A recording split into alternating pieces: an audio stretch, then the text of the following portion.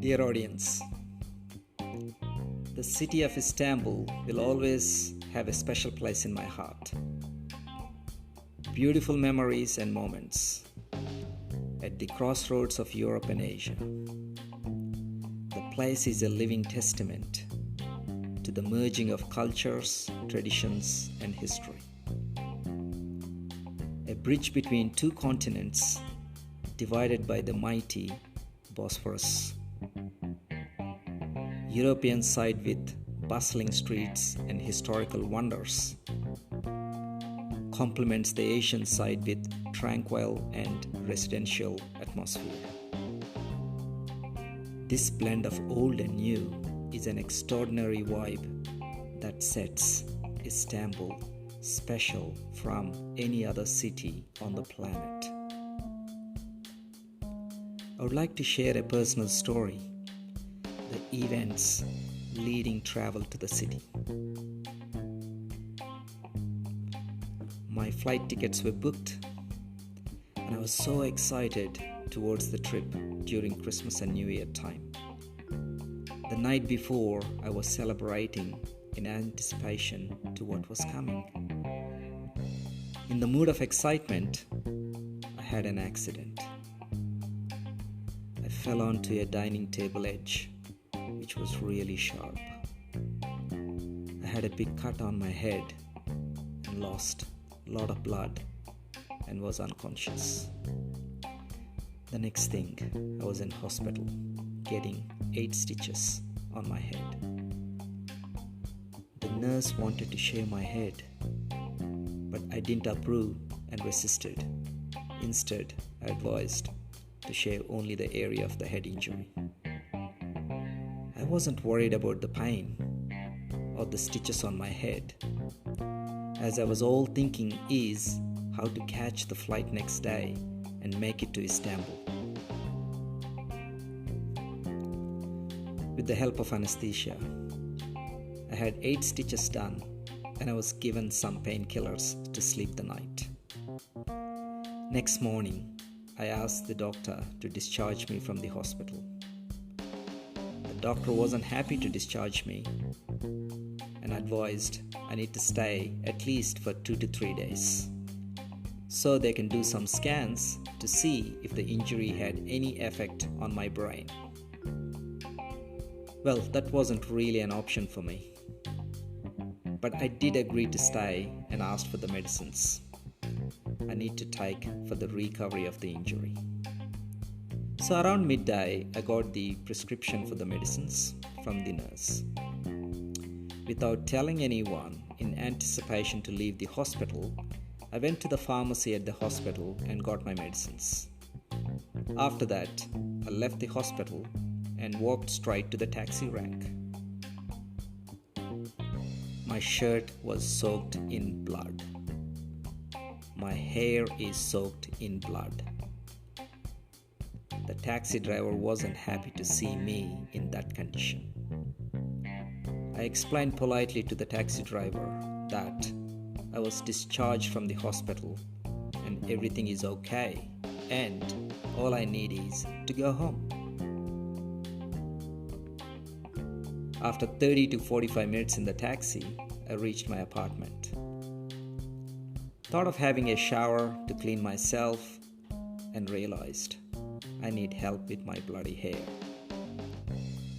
So I went to the hairdresser first and paid extra money to clean my hair and head without affecting the stitches.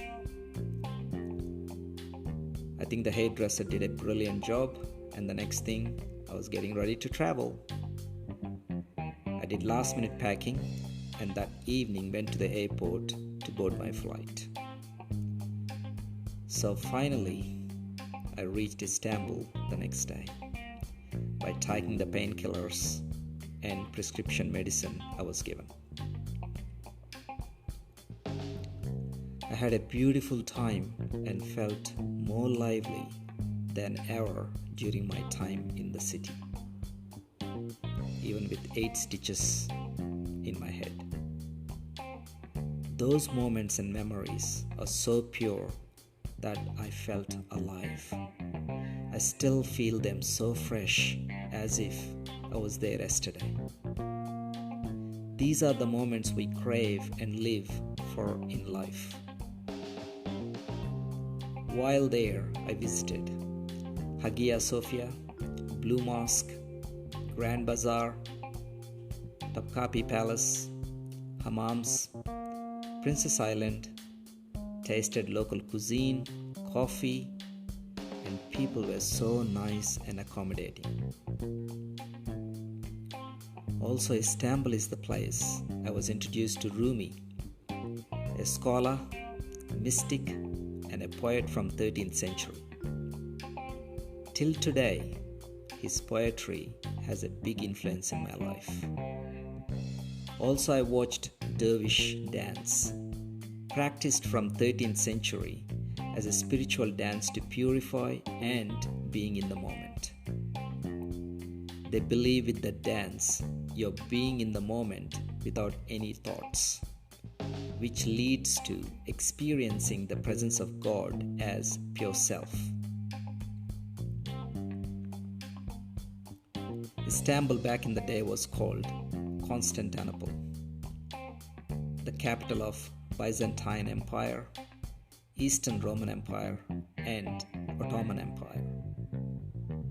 Just like the history of this beautiful city, I would like to share something about Mead, which is considered as the ancestor of all alcoholic beverages. Has its history across East and West with all cultures and regions. Mead is the oldest known alcoholic beverage in world history. Mead, referred to as Nectar of the Gods by ancient Greeks, known as ambrosia, was believed to be dew sent from the heavens and collected by the bees. Many European cultures considered bees to be God's messengers, and mead was thus associated with immortality, divine strength, and other magical powers. Even the term honeymoon comes from the tradition of giving the newlyweds moons or month worth of honey wine, all because to ensure virility and fertility. Mead originated in the African bush more than 20,000 years ago, created in the hollowed out crowns of the trees. During the dry season, the wild bees would nest in the hollows of the trees and make honey. During the rainy season, the hollows would fill up with water. By combining water, honey, yeast, and thyme, mead was born. Mead, an alcoholic drink made from fermented honey, was first used about 8000 BC, compared to beer and berry wines, which were first used about 6000 BC.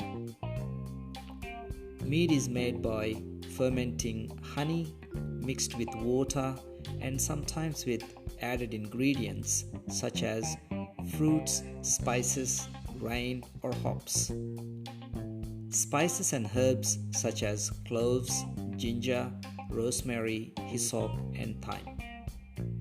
The alcoholic content ranges from about 3.5% to more than 20%. Mead was produced in ancient times throughout Europe, Africa, and Asia, and played an important role in mythology of famous people.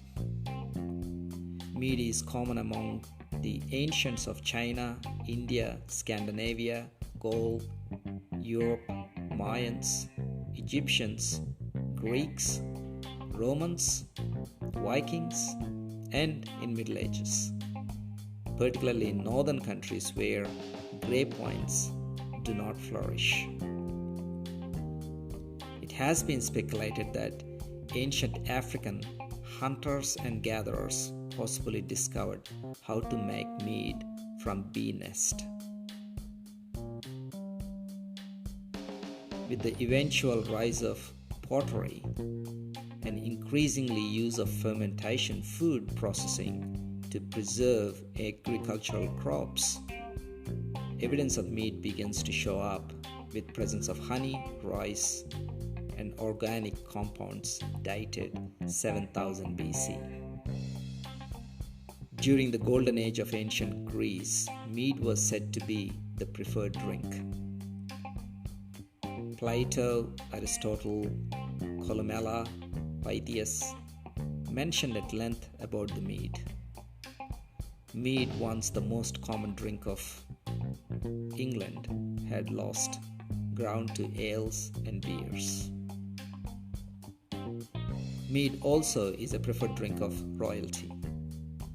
Queen Elizabeth II has been known for her inclination towards mead and even maintains a favorite recipe made with rosemary, thyme, bay leaves, and sweet wild rose.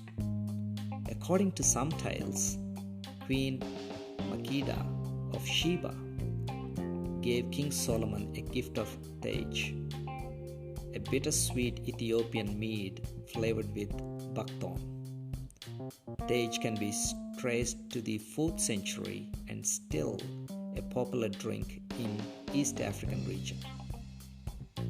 Possibly the ancestor of all alcoholic beverages, mead has enjoyed audience across history, from east to west, and from humble working folk to soldiers, pirates, and even royalty.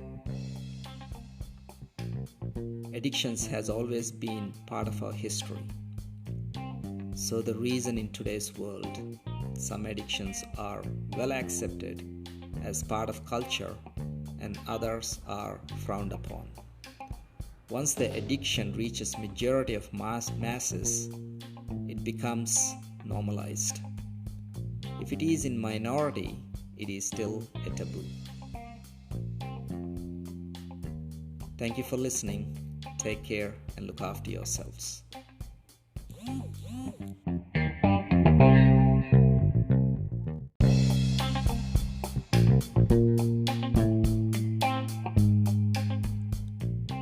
Thank you for listening to my podcast, Conscious Living. Experience the joy within you. Please check out my book, The True Self. Unlock the chaos in you. It is a timeless journey of teachings from across history and all cultures, a personal journey through universal wisdom. The book is available on Amazon in majority of the countries across the globe. Please subscribe to my podcast, Conscious Living, at Spotify for my next episode. Take care of yourself.